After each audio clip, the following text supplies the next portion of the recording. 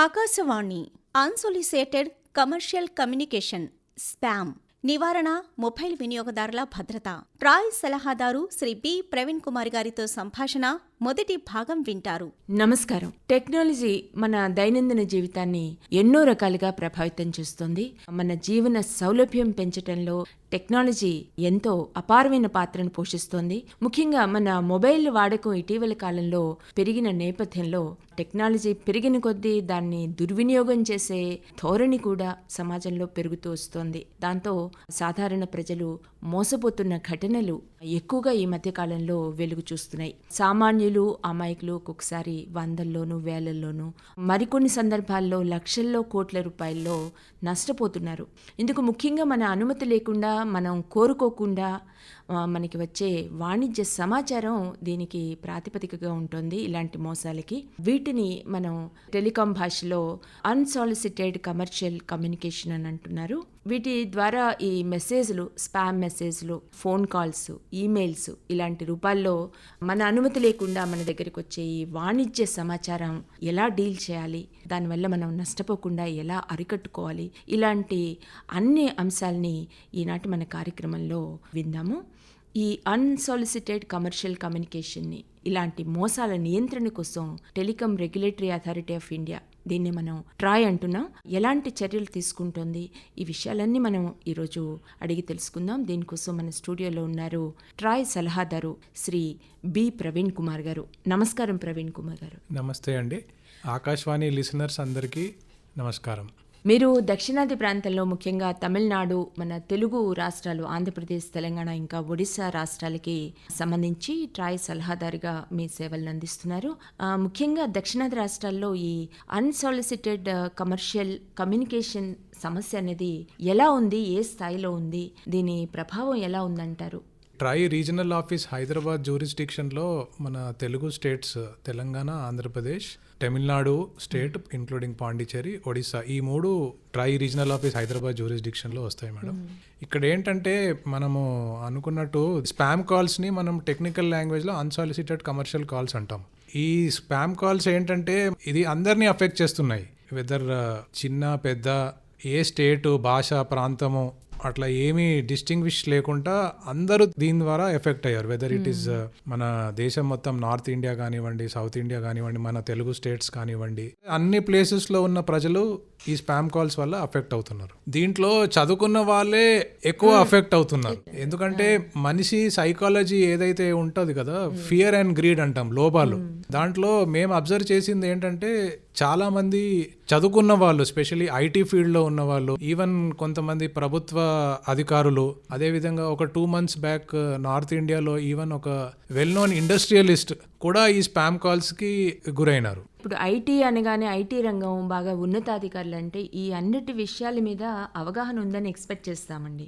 అయితే ఇక్కడ ఏం జరుగుతుంది, అసలు స్పామ్ కాల్స్ని వాళ్ళు గుర్తించలేకపోతున్నారా, లేదా సరైన చర్యలు తీసుకోలేకపోతున్నారంటారా? ఇక్కడ ఏమవుతుందంటే మేడం, స్పామ్ కాల్స్లో ఎవరైతే సైబర్ థీఫ్స్ వాళ్ళు కాల్ చేసినప్పుడు మనిషి సైకాలజీ మీద అటాక్ చేస్తారు. కాల్ చేసి మీ ఫ్యామిలీ మెంబరు వాళ్ళు అరెస్ట్ అయ్యారు అని కాల్ చేస్తారు, లేకపోతే మీ ఫ్యామిలీ మెంబర్ యాక్సిడెంట్ అయింది, హాస్పిటల్లో ఉన్నారు, సో వాళ్ళకి ఇప్పుడు ట్రీట్మెంట్ ఇమీడియట్గా ఒక 2 lakhs 3 lakhs అట్లా కావాలి అని అటువంటి ట్రాప్లు వేసినప్పుడు నార్మల్ హ్యూమన్ బీయింగ్ మనిషి ఏమవుతాడంటే ఆ టైంలో సడన్గా షాక్లోకి వచ్చేసి ఒక 2-3 minutes ఏం చేయాలో అర్థం కాక ఇమీడియట్గా, ఇప్పుడు ఇంకోటి ఏంటంటే మనకు యూపీఐ ద్వారా మనీ ట్రాన్సాక్షన్ చాలా ఈజీ. సో అక్కడ మనిషిని ప్రెజరైజ్ చేసి ఇట్లా సైకాలజీతో ప్లే చేసి మనిషిని ట్రాప్ చేసి మనీ ట్రాన్స్ఫర్ చేయించుకుంటారు. సో దీనివల్ల ఈ ఇన్సిడెన్సెస్ ఇంకా చాలా ఎక్కువ అయినాయి అన్నమాట. అయితే అసలు ఈ స్పామ్ కాల్స్, ఏ సమాచారమైనా కూడా మనం అన్సాలిసిటెడ్ అనుకున్నప్పుడు ఎస్ఎంఎస్లు, ఎంఎంఎస్లు, అలాగే ఈమెయిల్స్, కాల్స్, ఇవన్నీ కూడా మనం స్పామ్గా గుర్తించి వీటిని నార్మల్ కాల్స్ లేదా నార్మల్ కమర్షియల్ కమ్యూనికేషన్ నుంచి మనం ఎలా గుర్తించాలంటారు? ఇక్కడ ఏంటంటే మేడం, ఈమెయిల్ ద్వారా మనకి ఏమో అంత పెద్ద నష్టాలు ఏమి రావు. మనకు మేజర్ ఛాలెంజెస్ ఎక్కడ వస్తాయంటే ఎస్ఎంఎస్, కాల్స్ ద్వారా వచ్చేటి. మన కామన్ కస్టమర్ ఉన్నారు కదా, కస్టమర్ అనుమతి లేకుండా వచ్చే ఎస్ఎంఎస్ కానివ్వండి, లేకపోతే కాల్స్ కానివ్వండి, మనకు అనుమతి లేకుండా వచ్చే మెసేజెస్, దీన్ని స్పామ్ కాల్స్ అంటాం. ఇందాక మీరు ఆల్రెడీ చెప్పినట్టు దీన్ని టెక్నికల్ భాషలో యూసీసీ అని అనుకోవచ్చు మనం. దీన్ని అన్సాలిసిటెడ్ కమర్షియల్ కాల్ అంటారు. దీంట్లో ఇంకోటి ఏంటంటే అదే మన కేంద్ర ప్రభుత్వం లేకపోతే రాష్ట్ర ప్రభుత్వం కానివ్వండి, ప్రభుత్వం అధికృత సంస్థలు కానివ్వండి, ఫర్ ఎగ్జాంపుల్ జిహెచ్ఎంసి అనుకోండి, ఇన్కమ్ ట్యాక్స్ డిపార్ట్మెంట్, వీళ్ళు జనరల్ పబ్లిక్ కి వాళ్ళు అలర్ట్స్ ఇస్తుంటారు ట్యాక్స్ పేమెంట్ చేయమని, లేకపోతే ఎప్పుడైనా వర్షాలు పడ్డప్పుడు మున్సిపల్ కార్పొరేషన్, కలెక్టరేట్స్ వాళ్ళు ప్రజల అవగాహన కొరకు సమాచారం కోసము జనరల్ మెసేజెస్ పంపిస్తుంటారు. ఈ మెసేజెస్ స్పామ్ కేటగిరీలో రావను. ఇక్కడ ఇంకోటి ఏంటంటే ఈవెన్ బ్యాంక్స్ కూడా ఉంటాయి. ఫర్ ఎగ్జాంపుల్ మనము స్టేట్ బ్యాంక్ తీసుకుందాం, ఆ అకౌంట్లో శాలరీ పడ్డప్పుడు లేకపోతే వాళ్ళు ఏదన్నా లోన్ ఇన్స్టాల్మెంట్స్ పే చేసేటప్పుడు వచ్చే మెసేజెస్ అవి స్పామ్ లో రావు. నాకు నిన్ననే ఒక మెసేజ్ వచ్చింది పవర్ డిస్ట్రిబ్యూషన్ కంపెనీ లిమిటెడ్ నుంచి. వాళ్ళు మెసేజ్ ఏం పెట్టారంటే, మీకు ఈ రోజు మీ ఏరియాలో పవర్ అఫెక్ట్ అవ్వచ్చు ఎందుకంటే మెయింటెనెన్స్ యాక్టివిటీ అవుతుంది. సో ఇటువంటి మెసేజెస్ ఏదైతే ఉంటాయో అవి స్పామ్ లో రావు. ఇక్కడ ఇంకోటి గమనించాల్సిన విషయం ఏంటంటే, ఏదైతే వాణిజ్య సంస్థలు ఉంటారో వాళ్ళు మెసేజెస్ నార్మలీ వాళ్ళ ప్రోడక్ట్స్ లేకపోతే వాళ్ళ సర్వీసెస్ కస్టమర్స్ ఇన్ఫర్మేషన్ కొరకు పంపిస్తుంటారు అనమాట జనరల్ గా. ఇక్కడ ఇంకో విషయం ఏంటంటే, ఆర్థిక ఉద్దేశంతో పంపించే మెసేజెస్ లో మనం చాలా జాగ్రత్తలు తీసుకోవాలి. కొన్ని ప్రమోషనల్ మెసేజ్ వస్తే అవి అంత ప్రమాదం కాదు. అదే కానీ ఆర్థిక నష్టంతో చేసే ఉద్దేశం పెట్టుకొని మెసేజెస్ ఎవరైతే పంపుతారో దాంట్లో మాత్రం చాలా జాగ్రత్తలు తీసుకోవాల్సి ఉంటుంది. కోవిడ్ సమయంలో అటు ప్రభుత్వాలు కానీ ప్రభుత్వ రంగ సంస్థలు కానీ మొబైల్ ఆధారంగానే ప్రధానంగా ప్రతి కాల్ ముందు ఒక మెసేజ్ ఉండేది కోవిడ్ రిలేటెడ్ తీసుకోవాల్సిన జాగ్రత్తల గురించి. అలాగే ఎక్కడ ఈ వ్యాక్సిన్స్ అందుబాటులో ఉన్నాయి, ఎక్కడ మెడిసిన్స్ అందుబాటు, ఈ సమాచారాన్ని కూడా వైడ్ స్ప్రెడ్ చేశారు. అయితే వీటిని మీరు అన్నట్టు ఇందాక ఇప్పుడు ప్రభుత్వ సంస్థల పేర్లు స్పష్టంగా తెలిసిన సందర్భంలో మనకి దాని మీద పెద్ద ఆందోళన చెందాల్సిన అవసరం ఉండదు. అయితే అలా స్పష్టత లేనప్పుడు మనం ఈ స్పామ్ కాల్స్ ని, ఈ స్పామ్ SMS ని మన ప్రభుత్వ రంగ మనకి ప్రయోజనం కలిగించే బెనిఫిషియరీ సమాచారాన్ని ఎలా డిఫరెన్షియేట్ చేసుకోవాలంటారు? ట్రై ఇటువంటి కాల్స్ ని ప్రాపర్ వేగా రెగ్యులేట్ చేయడానికి, అలాగే స్పామ్స్ ని అరికట్టడానికి చాలా సంవత్సరాల నుంచి నిబంధనల మీద పనిచేస్తూ తాజా నిబంధనలు జూలై 2018లో జారీ చేయడం జరిగింది అనమాట. దీన్ని మనము టెక్నికల్ లాంగ్వేజ్ లో అనుకుంటే TCCPR 2018 అంటాం. అంటే telecom commercial communication customer preference regulation. దీంట్లో ఏంటంటే ముగ్గురు భాగస్వాములు ఉంటారనమాట. ప్రిన్సిపల్ ఎంటిటీ ఎవరైతే మెసేజెస్ పంపిస్తారో, అది ప్రభుత్వ సంస్థ కావచ్చు, వాణిజ్య సంస్థలు, బ్యాంక్స్, ఇన్సూరెన్స్ కంపెనీస్ వాళ్ళు కావచ్చు, లేకపోతే ఇంకోటి ఎవరంటే మన టెలికాం సర్వీస్ ప్రొవైడర్స్, ఎందుకంటే వాళ్ళ ద్వారా ఆ మెసేజ్ ప్రసారం అవుతుంది అనమాట. మెయిన్ ఇంకో important person is normal customer. ఇప్పుడు ఏంటంటే ఫర్ ఎగ్జాంపుల్ బ్యాంక్ మెసేజ్ పంపించాలనుకుంది అనుకోండి, టెలికాం సర్వీస్ ప్రొవైడర్ దగ్గరికి వెళ్ళేసి ఫస్ట్ వాళ్ళు నమోదించుకోవాలి. నమోదించుకున్నప్పుడు వాళ్ళకు ఒక 6 అంకెల 6 డిజిట్ హెడర్ అలాట్ చేస్తారనమాట. ఇప్పుడు నాకు నిన్న మెసేజ్ వచ్చింది, దాని TGSPDCL వాళ్ళ నుంచి మెసేజ్ వచ్చింది అనమాట. అప్పుడు ఆ హెడర్ నుంచి వచ్చింది అనుకోండి మెసేజ్, అప్పుడు మనకు కస్టమర్ క్లారిటీ ఉంటుంది అనమాట. అది ఒక జెన్యున్ మెసేజ్, నా ఇన్ఫర్మేషన్ కోసం. సిమిలర్లీ మనము చాలా మంది ఫైనాన్షియల్ ఇండస్ట్రీ చూసుకుంటే ఈ కాలంలో అందరికి బ్యాంక్ అకౌంట్స్ ఉన్నాయి. ఒక ఉదాహరణ తీసుకుంటే SBI లో ట్రాన్సాక్షన్ అయినప్పుడు CBS SBI ఈ 6 డిజిట్ల హెడర్ తో మెసేజ్ వస్తుంది. సో అప్పుడు మన జనరల్ కస్టమర్స్ అటువంటి హెడర్స్ తో వచ్చే మెసేజ్ ఉంటే కాన్ఫిడెంట్ గా ఉండొచ్చు అనమాట, అది జెన్యున్ మెసేజ్ అని. విత్ రెస్పెక్ట్ టు SMS, ఇందాక నేను SMS గురించి చెప్పాను. అదే కాల్స్ ఉన్నాయి అనుకోండి, అవి 140 సిరీస్ తో స్టార్ట్ కావాలన్నమాట కాల్స్. అయితే ఇప్పుడు ఈ రిజిస్టర్డ్ 140 సిరీస్ తో కాకుండా ఇతర నెంబర్లతోటి, ఇతర సిరీస్లతోటి వచ్చే అన్ని కాల్స్ ని, అన్ని SMS దీన్ని మనం అనుమానించాల్సిందేనండి. అంటే అందులో మనం చేయాల్సింది ఏంటంటే, ఇప్పుడు మనకు ఇంకా మెకానిజం ఎస్టాబ్లిష్ కాలేదు కాబట్టి చాలా మంది ఏం చేస్తున్నారంటే వేరే ఇండివిజువల్ నంబర్స్ తో కాల్ చేస్తున్నారు. సో అప్పుడు మనం కాల్ వచ్చినప్పుడు చాలా జాగ్రత్తగా ఉండాలి. ఇన్ఫర్మేషన్ తీసుకోండి, కానీ మన పర్సనల్ డేటా ఎప్పుడైతే మీ ఆధార్ డీటెయిల్స్ ఇవ్వండి, మీ OTPలు షేర్ చేయండి, ఎప్పుడైతే ఆ ఇన్ఫర్మేషన్ అడుగుతున్నారు అనుకోండి, అప్పుడు చాలా అలర్ట్ గా అయిపోయి మీరు కాల్ డిస్కనెక్ట్ చేయాలి. కాల్ డిస్కనెక్ట్ చేస్తూ పాటు ఈ ఫిర్యాదు చేయడానికి ఇంకో ఫెసిలిటీ ఏంటంటే sancharsati.gov.in ఈ వెబ్సైట్లో చెక్షు ప్లాట్ఫామ్ అని ఉంది. దాంట్లో ఇటువంటి కాల్స్ లేకపోతే మెసేజెస్ ఐదర్ SMS వచ్చినా వాట్సాప్ వచ్చినా మీరు ఈ పోర్టల్కి వెళ్ళేసి మీ ఫిర్యాదు నమోదించండి. అక్కడ నమోదించినప్పుడు ఏమవుతుందంటే, అప్పుడు మీరు ఆ నంబర్ డీటెయిల్స్ అన్ని ఎంటర్ చేస్తే మీకు OTP వస్తుంది. ఆ OTP కూడా సైట్లో ఎంటర్ చేస్తే కంప్లైంట్ రిజిస్టర్ అయిపోతుంది అక్కడ. తర్వాత అట్లాగే ఒక 4-5 కంప్లైంట్స్ వచ్చాయి అనుకోండి ఆ నంబర్ మీద, back end artificial intelligence platform మీద ఆ నంబర్ని మళ్ళీ టెలికాం సర్వీస్ ప్రొవైడర్ మళ్ళీ రీవెరిఫై చేస్తుంది. వాళ్ళ ఐడెంటిటీ పేపర్స్ అన్ని రీవెరిఫై చేసి వాళ్ళు ఎగ్జామిన్ చేసి ఇఫ్ ఇట్ ఈస్ ఫౌండ్, ఒకవేళ అది ప్రూవ్ చేసుకుంటే అది స్పామ్ కాల్స్ కి యూజ్ చేస్తున్నారని ఆ నంబర్ ని డిస్కనెక్ట్ చేయడం అవుతుంది. ఆ నంబరే కాకుండా వాళ్ళ ఐడెంటిటీ పేపర్స్ తో తీసుకున్న అన్ని నంబర్స్, భారతదేశంలో తీసుకున్న అన్ని నంబర్స్ ని డిస్కనెక్ట్ చేయడం అవుతుంది. ఇప్పుడు ఈ ఇండివిజువల్ నెంబర్స్తో చేస్తున్న ఇలాంటి మోసపూరితమైన కాల్స్ని ఐడెంటిఫై చేసి ఆ పేర్ల మీద ఉన్న ఇతర నెంబర్లను కూడా బ్లాక్ చేయడం అనేది జరుగుతుంది, నలిఫై చేయడము.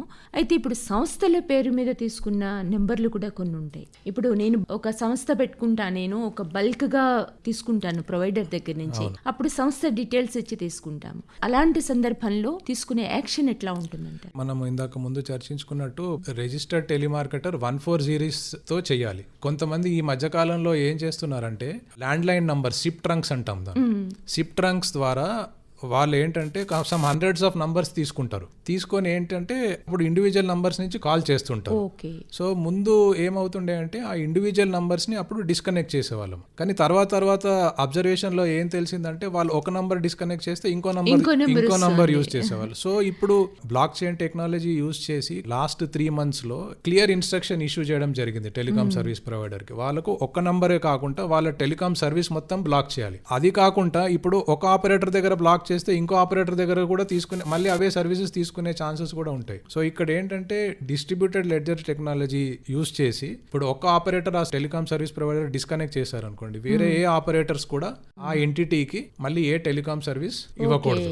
సో దీని వల్ల ఏమవుతుందంటే దాని మీద కూడా చర్యలు జరుగుతున్నాయి. మన లిసనర్స్ అటెన్షన్ ఏంటంటే మీకు ఎప్పుడైనా ఇండివిజువల్ నంబర్స్ నుంచి ఎప్పుడైనా స్పామ్ కాల్స్, SMS వచ్చినప్పుడు మీరు దయచేసి కొంచెం టైం తీసుకొని మన బాధ్యత గల పౌరుడిగా sancharsati.gov.in సైట్లోకి వెళ్ళేసి ఈ ఫిర్యాదుని నమోదించుకోండి. దీంతో ఏమవుతుందంటే ఆ కాల్ చేసే నంబర్స్ మీద కంప్లైంట్స్ పెరుగుతాయి. బ్యాక్ ఎండ్ లో టెలికాం సర్వీస్ ప్రొవైడర్స్ ఆ నంబర్స్ ని డిస్కనెక్ట్ చేయడం అవుతుంది. ఇంకోటి ఏంటంటే మేడం, ఇండివిజువల్ కస్టమర్స్ ఇప్పుడు ఇందాక మనం స్పామ్ కాల్స్ అన్నాం కదా, దీన్ని కేటగిరీ ఆఫ్ మెసేజెస్ కాల్స్ ని 8 టైప్ ఆఫ్ కేటగిరీస్ లో డిఫైన్ చేసుకున్నారు అన్నమాట. అది ఫైనాన్షియల్ బ్యాంకింగ్ సెక్టర్ అని, రియల్ ఎస్టేట్ అని, తర్వాత ఎడ్యుకేషన్ సెక్టర్ అని, అట్లా 8 కేటగిరీస్ ఉన్నాయి అన్నమాట. సో ఇక్కడ ఏంటంటే కస్టమర్ ఎవరైతే ఉన్నారో మన ఎంటిటీ ఏమో కస్టమర్ ఆప్షన్ తీసుకున్నాక మెసేజెస్ పంపించాలి. అది వాళ్ళకు కూడా ఈజీ అనమాట. స్పెసిఫిక్ కస్టమర్స్ కి ఆ మెసేజెస్ పంపించచ్చు. అలాగే కస్టమర్ కూడా ఏం చేయాలి అంటే DND యాప్ అని ఉన్నది, do not dial and disturb.